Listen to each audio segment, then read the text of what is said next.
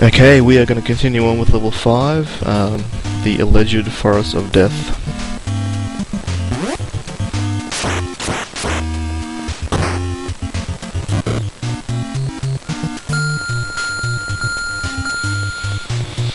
So just to recap, we stupidly lost a life in the plane after being sucked out the door during one of the boss battles. But we've recuperated, and we're doing pretty good at the moment. Right, so the game plan is to try and cross, jumping across on these logs here. Just to line yourself up, it's a good idea just to keep pushing up against this wall. Moving over to probably about halfway between the end of the wall and the water. About here. And jumping. Trying to get close to the end as we can on this one. Jumping again. One more time. Just here, if you jump from the very end, you'll end up long arming it and ending up in the water. So you want to jump from about the third log here. And one more, so we've got to cross that one okay. For some reason, this master ninja kung fu dude can't swim, so any sort of touching, any sort of water results in instant death. Exhibit A. So moving up.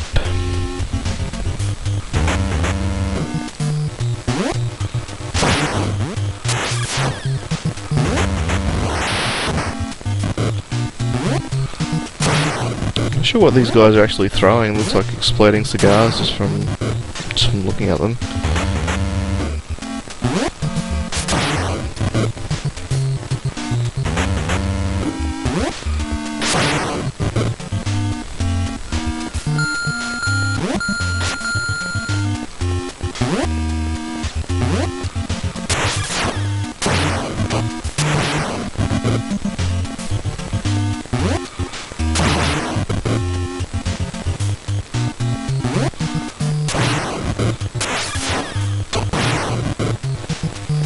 Now, I'm not 100% sure what this is actually meant to be. It certainly looks like a locomotive of some kind.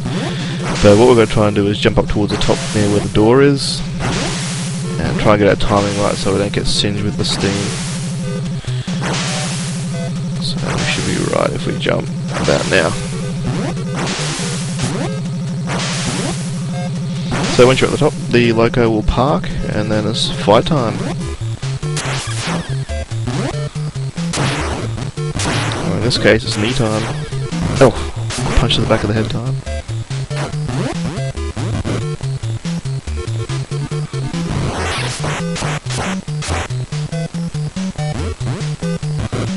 Oh, you were kidding me, they've got to jump down and take care of this time. Actually, I'll wait for him to come up to me.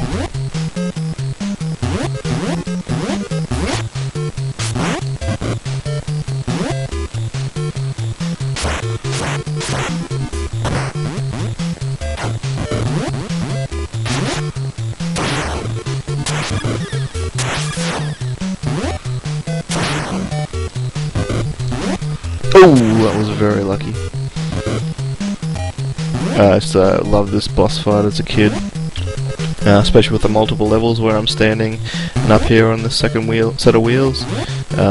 Used to be good to get some air time when you nail them with a knee. Sometimes if you're on this platform, you could do a backbreaker on the opposite side. Sorry, I'm not able to demonstrate that. So, Forest of Death, done. Moving on, we are getting into the Mansion of Terror.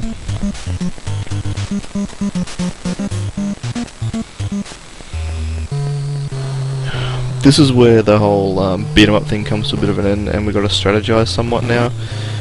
God, I was never really fantastic at remembering these patterns, so if I lose a life here...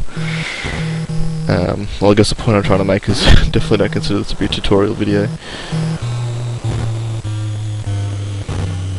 But I do know you can leap from the very end onto that platform right there and across. I think that's probably going to be the safest bet.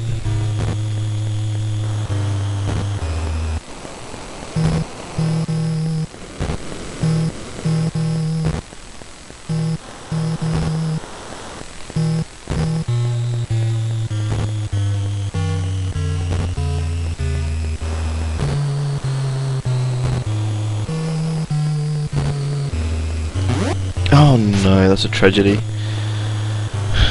Well, on the bright side, we stopped these friggin' fireballs from dropping down on us.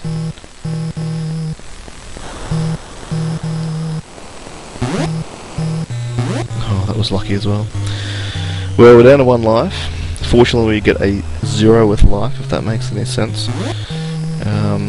But yeah, we'll see how we go, because there's still a little bit more, I suppose, finesse playing to go. A few sort of traps and disappearing floors and so forth that we need to get past.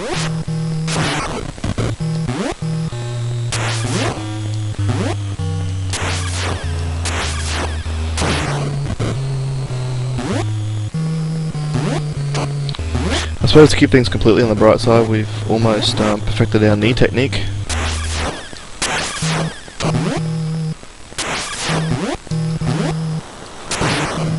Double backbreaker.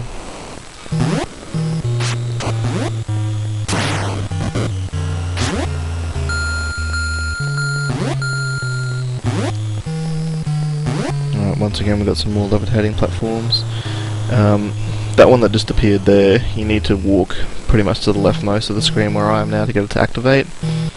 At least that way it can sort of help you with your timing when you're looking to get up to that top door.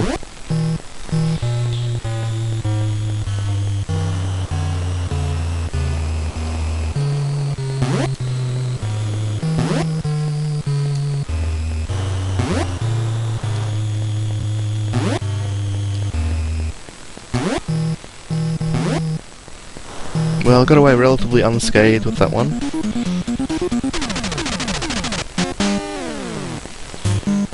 So the game's giving us a pretty stern warning there.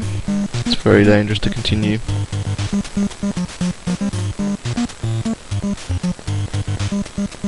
The trap room. Let's do it.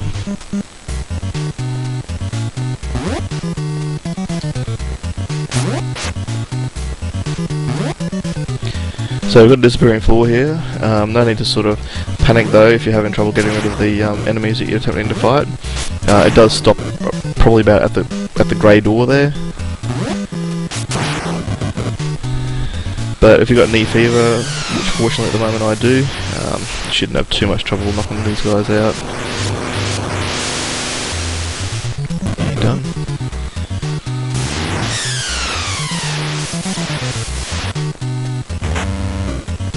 Now we've got this blue spike jumping up and down, so it's got to make sure our timing's right. Also with the cogs. Cog rotations are pretty easy to work out. And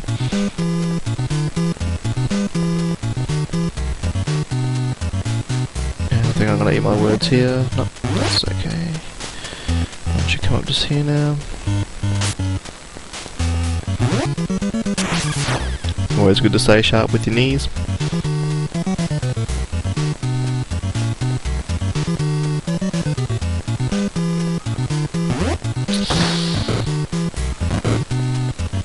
Fortunately, I didn't get cogged into the spikes, so we'll have another attempt. Just with this one here I'm about to jump onto, it'll rotate, then rotate again back with the other way. That's your cue to jump. And same with this one here, it'll just do a quick rotation the other direction, and jump. Again, not a tutorial video.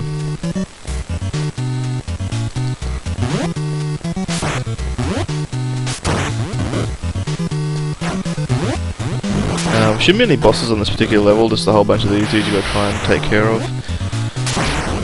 Especially without, pardon me, getting punched in the back of the head for starters, and also the exploding cigars going off.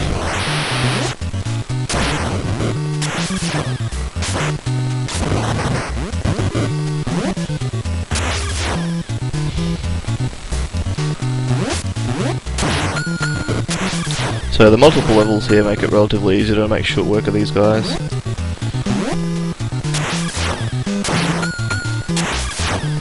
Two players is pretty effective too. One person can sort of be at the top there,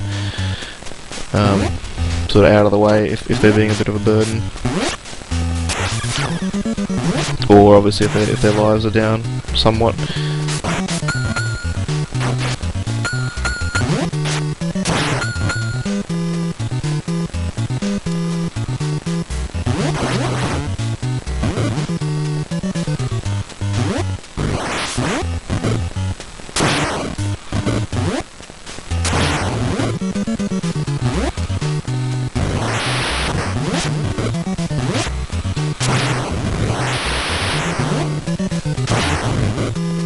Whoa!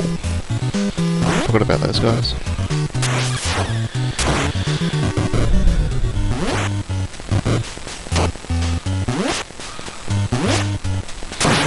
We've got the Jean-Claude Van Damme lookalikes coming down.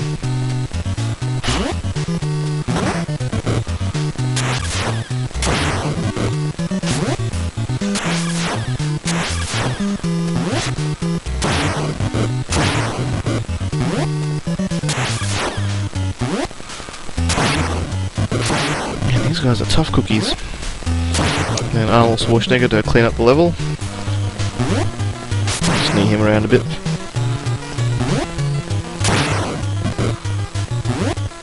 Man, 4 knees, I think that's the most any boss takes. Obviously except for the last one.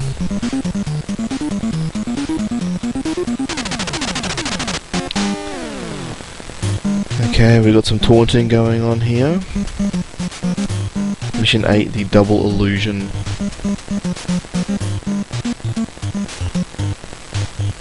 We'll take care of these zoos and we'll take a break here, and we shall continue double illusion in the next video.